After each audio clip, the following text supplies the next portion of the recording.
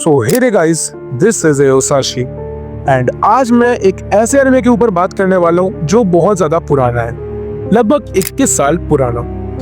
इसका नाम है मॉन्स्टर और इसमें 74 एपिसोड्स हैं। एंड डिस्पाइट ऑफ इसका नाम एकदम खतरनाक सा है, ये एनिमे कोई शोनेन एनिमे नहीं है, बल्कि ये एनिमे सेनिन जोनरा के अंदर लाया करता है। एंड भाई साहब, अगर किसी को सेनिन जोनरा के बारे में नहीं पता है ना, तो एक बार वो इस एनिमे को देख ले, उसे समझ आ जाएगा।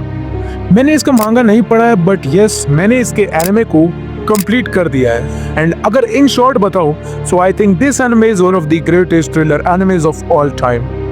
अगर कोई न्यू एनिमे व्यूअर इस वीडियो को देख रहा है और उसको ओल्ड एनिमेज के बारे में कोई आइडिया नहीं है, या फिर उसको ओल्ड एनिमे में कोई इंटरेस्ट नहीं है, या फिर उसको ऐसा लगता है कि ओल्ड एनिमे में कोई पोटेंशियल ही नहीं है, तो वो एक बार इस एनिमे को देख ले, उसे समझ आ जाएगा कि ओल्ड एनिमे कितने ज़्यादा अच्छे होते थे।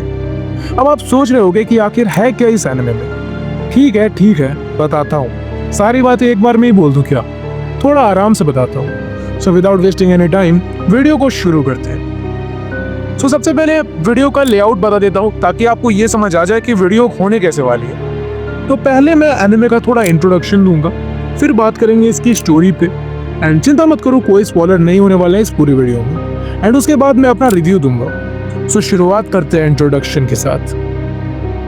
तो मॉन्स्टर एनिमे बहुत ज़्यादा पुराना एनिमे है, जैसा कि मैंने पहले ही बताया। स्टिल इसकी एनिमेशन उतनी भी ज़्यादा बुरी नहीं है एंड ठीक ठाक है।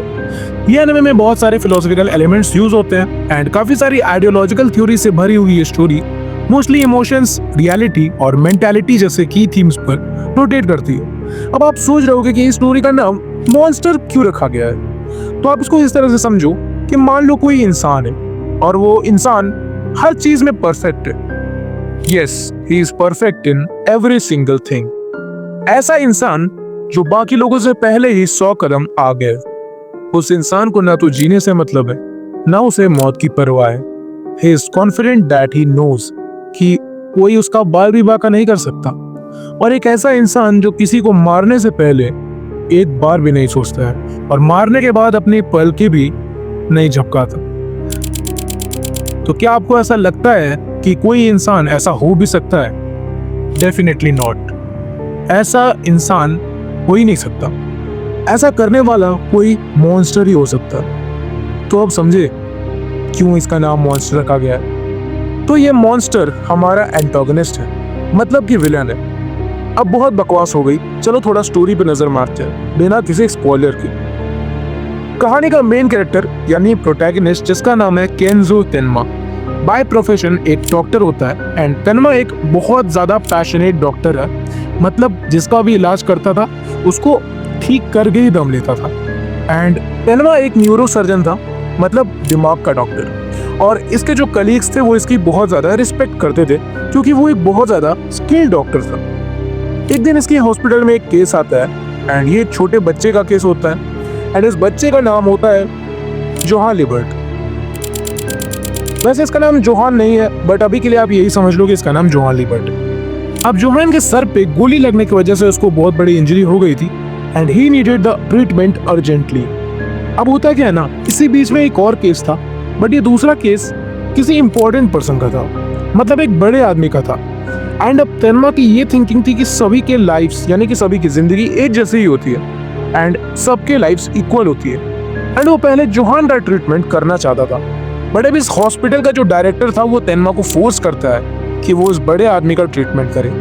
बट तेनमा ठहरा तेनमा, he had a pure heart. वो करता है तो जोहान का ही ट्रीटमेंट एंड जोहान को वो बचा भी लेता है। बट ऑफ कोर्स इस चीज से डायरेक्टर बिल्कुल भी खुश नहीं था, क्योंकि वो जो इम्पोर्टेंट पर्सन था वो अब मर चुका होता है। तो डायरेक्टर तेनमा को डिमोट कर देता है एंड ऐसे ही स्टोरी आगे बढ़ती है। तो आपको अभी थोड़ा क्लियर नहीं हुआ होगा, क्योंकि मैंने बहुत ही थोड़ा सा बताया, तो आपको ये नहीं समझ में आ रहा होगा कि इसका नाम मॉन्स्टर क्यों है। पर ठीक है, मैं इससे ज्यादा नहीं बताना चाहता हूँ, क्योंकि अगर इससे ज्यादा बता दिया तो ये आपके लिए एक जैसे स्पॉइलर टाइप का ही हो जाएगा। तो जाओ और जाके एनिमे देखो एंड प्लीज देखो, क्योंकि एनिमे बहुत ज्यादा अच्छा है। तो अब बढ़ते हैं रिव्यू के ऊपर, बट उससे पहले अगर आपने अभी तक चैनल को सब्सक्राइब नहीं किया है तो प्लीज कर दो, ताकि मैं जब भी कोई एनिमे के ऊपर वीडियो डालूं तो आपको पता चल जाए। अगर मन है तो डिस्कॉर्ड भी ज्वाइन कर सकते हो, वहाँ पे मैं आप लोगों से बात करता हूँ जिससे मुझे काफ़ी खुशी मिलती है। लिंक डिस्क्रिप्शन में होगा सबसे ऊपर। Now coming back to the review part.